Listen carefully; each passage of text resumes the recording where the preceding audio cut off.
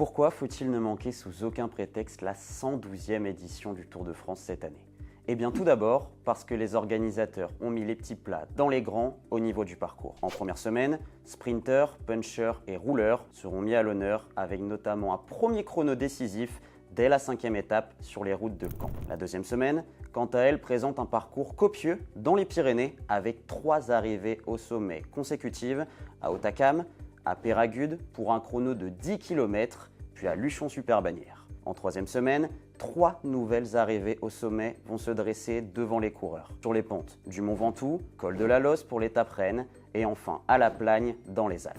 Un parcours très difficile conclu par une 21e étape aux Champs-Élysées qui s'annonce plus indécise que d'habitude avec le passage notamment à 3 reprises de la butte Montmartre. Ensuite, il y a ce duel exceptionnel sur le papier entre Tadej Pogačar et Jonas Vingegaard, les vainqueurs des 5 dernières éditions du Tour de France.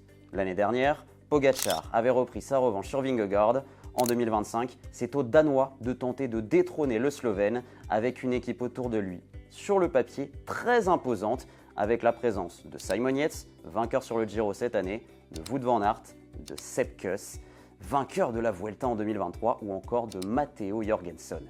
Si Pogačar a envoyé un message sur le dernier critérium du Dauphiné, la Visma Lease the Bike prouve en alignant cette équipe qu'elle va tout tenter pour renverser le tenant du titre. Enfin, troisième et dernière raison de suivre ce Tour de France cette année, l'arrivée sur la grande boucle d'une nouvelle génération de tricolores ambitieux.